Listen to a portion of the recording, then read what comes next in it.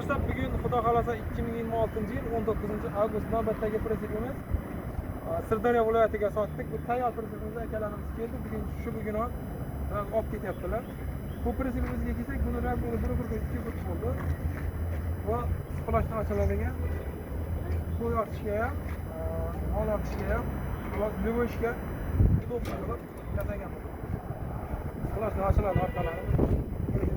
Qo'li taxtadan sharimlik qalin taxtadan qo'ygan. Romanlar shirlardan bo'lgan. Hozirda trendda aylanayotgan pressimizdan bittasi.